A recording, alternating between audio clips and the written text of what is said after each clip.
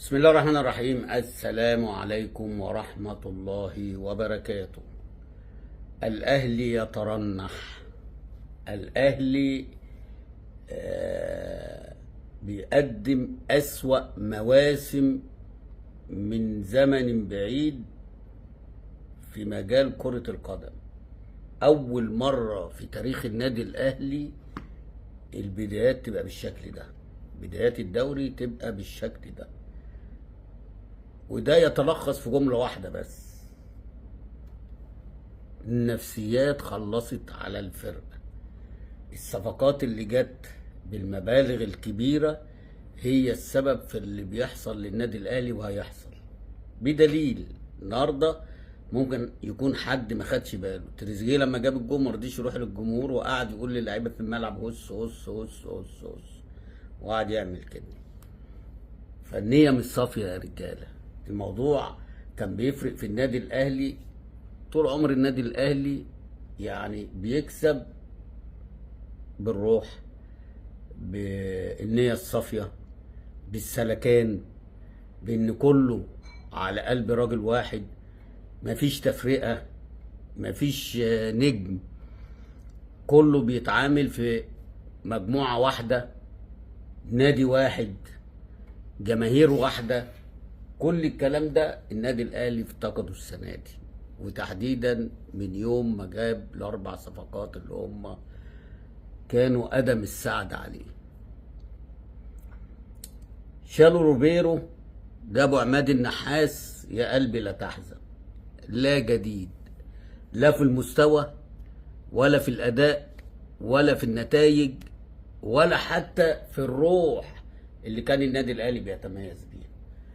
والله الواحد حزين، بس ده يرجع لان الاختيار او الاختيارات كلها سواء للعيبه او المدرب او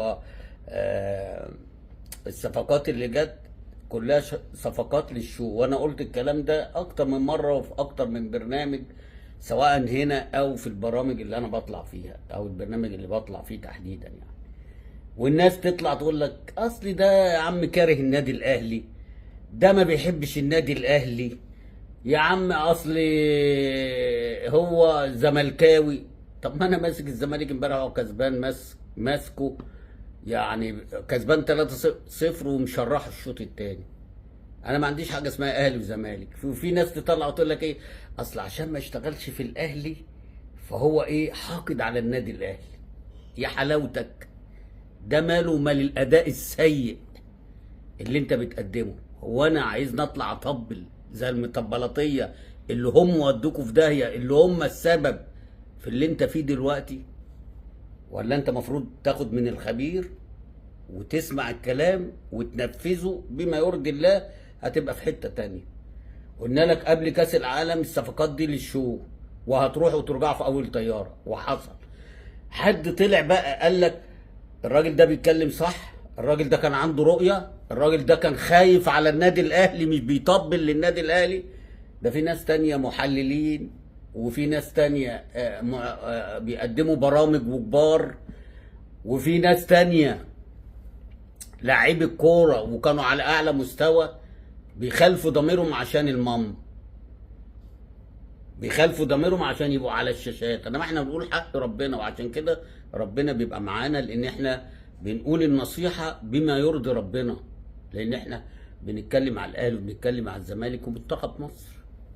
يعني احنا بنتكلم عليهم الثلاثة عشان احنا عايزين دايما الكورة من خلالهم هم الاساس. يعني الاهلي الزمالك لما بيبقوا كويسين منتخب مصر بيبقى كويس.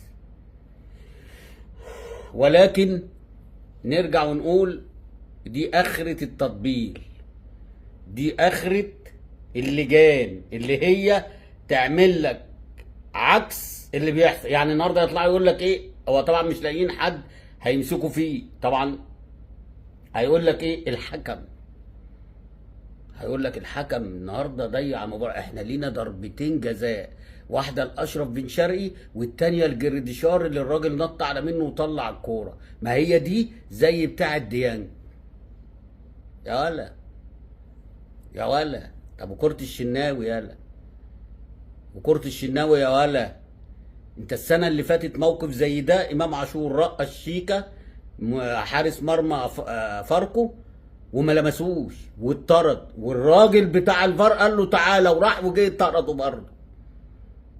فاكرين ولا مش فاكرين؟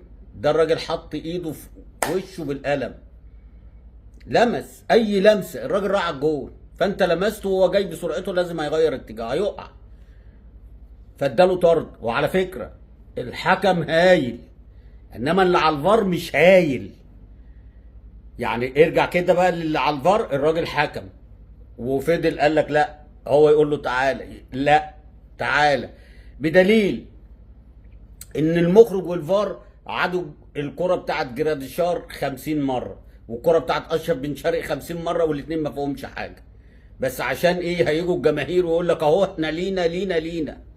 بطلوا بقى الاسفاف ده، بطلوا بقى، عاملوا ضميركم. والله العظيم الدوري جميل عشان الحكام اللي طالعه دي عايزه تدي حقوق الفرق الغلابه. والله ما انت النهارده لو جبت جون والتاني والتالت وكسبت، هتبص على ضربه جزاء؟ هتبص على فاول؟ هتبص على كورنر؟ بس انت مفلس كوره، انت بتشحت كوره، انت جبت اسماء كلها مبطله. نرجع للمباراه بقى عشان ايه؟ نقول بما يرضي ربنا بقى. النادي الاهلي طبعا بعد القعده بتاعت الكابتن محمود الخطيب اللي هي من 3 ايام دي، وعايزين يصالحوا الكابتن محمود الخطيب، فنزلوا شادين في اول 10 دقايق بس مفيش. يعني انا لو منك يا كابتن عماد لازم ابدا بقفشه. انت ما بقاش شكلك كويس وليك خطوره غير لما قفشه نزل بقى يسلم الكره من رجل لرجل. هو ده اللي خلى، سيبك بقى من الناس اللي ما بتفهمش، انا مش هنوجع دماغنا من الناس اللي هي ما بتفهمش ويقول لك اصل قفشه خلاص راحت. ده انت ما لعبتش كوره وما ضغطتش، ما بقى شكلكش كويس غير لما قفشه نزل. في الشويه اللي نزل فيهم دولت انت ضغطت وبقى شكلك حلو وكنت هتجيب اجوان. اللي طول يعني طول الماتش انت ما حدش شافك. الشوط الثاني انت ما جيتش اصلا، وكنت لو كان اتطرد منك الشناوي كنت لازم تخسر. ماشي. المهم بدأت المباراة إيه لغاية ما أبرز واحد في المباراة كلها لغاية الجون كان محمد هاني بما يرضي ربنا، وبعديه يجي تريزيجيه. يعني محمد هاني ثم تريزيجيه، الاثنين اللي هم عندهم دم، اللي هم عندهم حمية، اللي هم عايزين الأهلي يكسب. وكلام الخطيب مأثر فيهم لان هم دولت عارفين ان ده النادي الاهلي ودول ولاد النادي الاهلي، انما اللعيبه الثانيه بتلعب. يعني انا مثلا اقول لك بالرمضان ايه الاستفاده النهارده اللي النادي الاهلي استفادوا من يوم ماتش بورتو اللي هو جاب فيه الجون؟ ايه الاستفاده؟ ولا اي استفاده. هو جاي بمبلغ وقدره. زيزو مش هتاخدوا منه كوره طول ما هو بيفكر في الفينا، طول ما هو بيفكر في جزيره والله العظيم ما هتاخدوا منه كوره. او انا عندي حل، خلي ماتشات الاهلي قبل ماتشات الزمالك عشان ما يتفرجش ويتاثر وينزل تشوفوه بالمستوى ده. هتقول لي اصل بيلعب وهو مصاب، ما يلعبش احسن. يعني لو اتصاب في التسخين يبقى ما كانش لعب وما كانش بان بالمنظر ده. والقرانه اللي كان عملها محمد هاني النهارده كانت اكتر من اللي هو بيعملها. خرج بعد الدقيقه 26، اول ما خرج الجون جه، يعني بعد الجون بشويه، يعني بعد ما هو خرج بشويه الاهلي اتمسك، ظبط اموره. كروس من محمد هاني زي ما الكتاب بيقول طلع تريزيجيه سرق الباك وحطها، وما رضيش يروح للجماهير وما رضيش يروح، وبيشاور للاعيبه في الملعب وبيشاور للجماهير ان هو مش عايز يروح. تعرف ان النفسيه مش سالكه، تعرف ان في حرب شنيعه جوه في اوضه اللبس بعد هدف تريزيجيه. الشوط الاولاني قبل ما ينتهي كوره بيطفشها لاعبي انبي، راحت للفيرود اللي اسمه احمد زكي ده ولا ايه، راح انفراد، خرج الشناوي خبطه في وشه طرد. الفار اتدخل بما يرضي ربنا بقى. ما انا بقول لك شيكو السنه اللي فاتت لما امام عاشور رقص والكره طولت منه رمى نفسه، حسبوا ضربه جزاء وطردوا وهو ما لمسهوش. طب النهارده الراجل لمس، والراجل كان ممكن يروح يجيب انفراد يجيب جول. والراجل الحكم انا بقول لك 100% حكم محترم، بس اللي غرقه اللي قاعد على الفار. شوف بقى مين اللي كان قاعد على الفار، بدليل ان هو لو مش حكم محترم ما كانش ادى ضربة الجزاء لإنبي وكان عامل نفسه من بنا. هو ده اللي احنا بنقوله. السنة اللي فاتت الاهلي بدأ وحش، بس مش اوحش من السنة دي، لان السنة اللي فاتت ما كانش عنده تريزيجيه، ما كانش عنده زيزو، ما كانش عنده بن رمضان، ما كانش عنده بن شرقي في بداية الموسم. السنة دي انت جبت الناس دي مفروض ينقلوك نقلة تانية، فانت بادئ زفت الزفت بصراحة يعني. وطبعا الناس اللي كانت عماله تقول لك عماد النحاس، عماد النحاس مسك وقدام انبي، يعني المفروض النهارده يرزعهم 6 وهو مغمض وهو مش واخد باله، ولكن النفسيات فرقت. واولهم برضو يحاسب عليه عماد النحاس ده، لان ما كانش شغال بما يرضي الله مع الراجل اللي اسمه ريبيرو ده. وقع في نفس المأزق ان الانبي النهارده عامل شويه زون ديفنس، انت مش عارف تخترق. مع ان لو كنت قلت الكلام دوت في ماتش المحله وماتش مودرن سبورت للراجل كنت عملت اللي عليك، كان ربنا وفقك النهارده. ولكن انما الاعمال بالنيات، وانت النيه بتاعتك كنت عايز تمشي الراجل عشان تمسك، جات لك. هتمشي قريب قوي، هتمشي وهيفكروا في مدرب، واحتمال من النهارده بعد اللي شافوه النهارده هيفكروا في مدرب اجنبي في اسرع وقت. الدنيا مش على مزاج حد، والله ما على مزاج حد. المهم الطرد طرد صحيح 100%، لكن اللي غرق الحكم محمد غازي ده اللي هو الراجل اللي قاعد على الفار. بدأ الشوط الثاني الاهلي اختفى، مفيش اي هجمه على فرقه انبي خطره لغايه ما جه هدف التعادل من ضربه جزاء صحيحه 100%،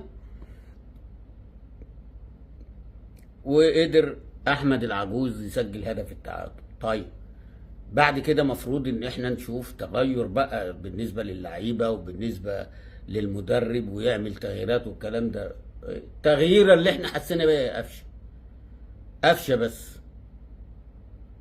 وبعد كده كل التغييرات سمك لبن تمرين. يعني انت سايب تريزيجيه وقمت جاي منزل جراديشار، طلعت شريف ماشي، اطلع كمان جراديشار، قصدي اطلع تريزيجيه واحط بن شرقي ناحيه الشمال وناحيه اليمين يبقى طاهر محمد طاهر وجراديشار فيرود، تحتيه قفشه، تحتيه امام عاشور، و اي واحد من الباكات اللي هم قد ديفندرات مروان عطيه والكلام ده. ولكن انت ما عملتش كده، انت حطيت بقى كله مع بعضه وقمت جاي منزل قفشه وجراديشار وبن شرقي وقمت جاي مطلع كوكا اللي هو بيلعب برجله الشمال وما خليتش حد ناحيه الشمال. التغيير مش فاهم ماشي، طلع ديانج، طلع مروان عطيه، لا طلع ديانج وقام جاي بقى حاطط قفشه وحط تريزيجيه وحط جريدشار وحط. انا كان من رايي كنت سبت بقى شريف، يعني كنت لعبت ب2 رصاص حرب. فالتغييرات كلها مش مثمره، ونزل طبعا امام عاشور ومحدش هيقدر يقول له بم، عشان ان الراجل لسه من ساعه كاس العالم اول ربع ساعه يلعبهم ولا اول 10 دقايق يلعبهم يعني، فلا ملام عليه. ماشي. الشكل يعني لعيبه الاهلي حست ان الموقف صعب والتعادل هيبقى شكلهم وحش قوي، فشدوا شويه. فمن ضمن الشده دي اللي هي الكره اللي هي اتعملت كروس وطلع المدافع انبي اعلى من جراديشار، مع ان في واحده جراديشار حطها واتحسب واللايمان حسبها كورنر، وهي اللي اخر واحد لمسها كان جراديشار، واخد بالك. ولكن كره تانية طالعه خبطت في رجل الجون، ومفروض ده بقى من الكوميديا، المفروض كورنر للنادي الاهلي، محدش شافها لما اتعادت. قبل ما تخرج خبطت في رجل الجون اللي هو عمال يتمخطر ويعمل لي كده وعايز يعديها ويعمل نفسه انه الواد بيضيع وقت، جت في رجله كورنر. لو دي اتحسبت كانت دخل الجون، تخيلوا. وكانت هتبقى سنتك، ده كان حمزه الجمل خبطك راس، والله ما كنت هتنفع نفسك تاني. بس طبعا بيشحتوا كرة اشرف بن شرقي، بيهيصوا ويقول لك 1 2 الفار فين. الكرة بتاعت جراديشار الراجل طالع اعلى منه وقال لك دي زي دي، وهيطلع بقى طبعا المطبلطيه اللي هم غرقوا النادي الاهلي، اللي هم سبب في اللي النادي الاهلي فيه، اللي هم عاملين ان هم ناس بتطلع مش عارف على مواقع على نيل الرياضه ويقعدوا يحللوا يقول لك في ضربه جزاء صحيحه مليون في الميه. ضربه جزاء مش صحيحه مليون في الميه اللي هي اتحسبت لانبي، لا في مش عارف بتاعه اشرف وهيعملوا لك البحر طحينه. وللاسف جمهور الاهلي بيصدق، مع ان المفروض ان انت يا جمهور يا اهلي انت بصيت على الماتش وشفت انت بتشحت كوره، فرقتك بتشحت كوره. بين رمضان ملوش لعب، اللي اسمه محمد شريف ملوش لعب، بما يرضي الله بقى، واخد بالك.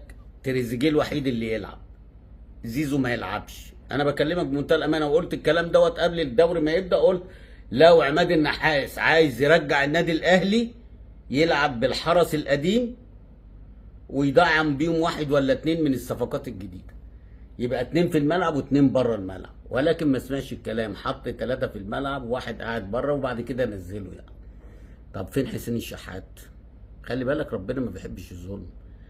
بس طبعا اللجان خلصت على حسين الشحات في المونديال، خلصت على قفشه في المونديال، كانت مخلصه على محمد هاني بس نفد في المونديال، خلصوا على محمد الشناوي لو تفتكروا في ماتش بورتو 4، ولكن الراجل رجع وقف على رجله. والنهارده صادد واحده الشوط الثاني ما تتصدش، ولولا انه بعد ما صدها طلع على الراجل خلاه يغير اتجاه دماغه وهو في قلب الجون، طلعها من جنب القائم وكان هيصد ضربه الجزاء.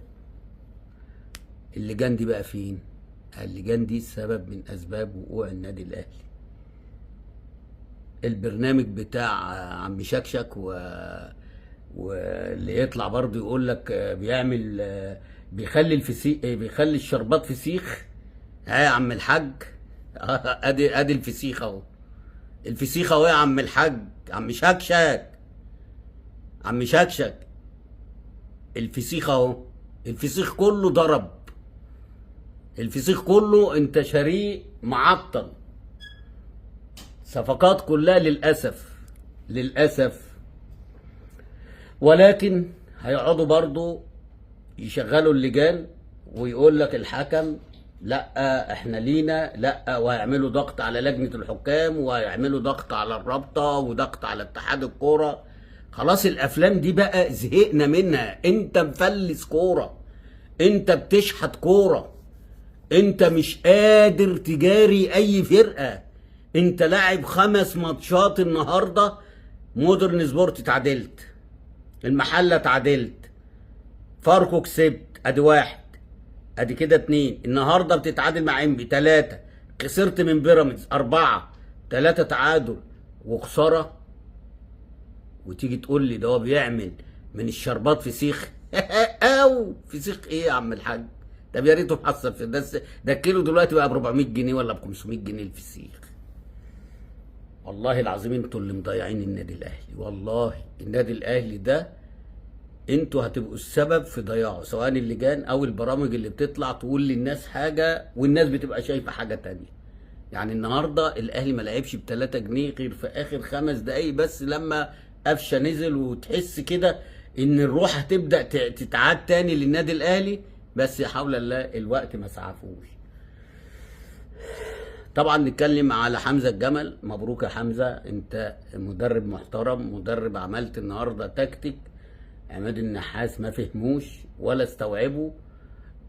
لان زي ما انا قلت لكم كده، كل مدرب هيجي لازم يلعب ال4 صفقات دول، لازم يلعبهم غصب عنه حتى لو جوارديولا نفسه، لان مش معقوله هنجيب اللعيبه دي بمليارات ويجوا يقعدوا على الدكه. لا، انا اشوف مين الصالح ومين الطالح عشان اللي يقعد على الدكه ينزل يكسبني. انما ال4 في حته واحده كل واحد عايز يقول ان انا اهو انا اهو. كابتن حمزه مبروك النهارده البونت، تستاهلوا، وكنت تستاهل تكسب. لو الطرد بجد اتحسب لك كنت هتكسب المباراه. انت اللي تزعل على ال2 بونت اللي ضاعوا، لان برضه هنقول بعوامل مساعده انت ما عرفتش تكسب. انما لو في عداله انت كنت هتكسب النهارده وتاخدوا ال3 بونت. وهي دي مشكلتنا في الدوري من السنين اللي فاتت دي، ان الغلبان ملوش ظهر، الغلبان ملوش ظهر. ولكن النقطة حلوة يا كابتن حمزة، مش وحشة.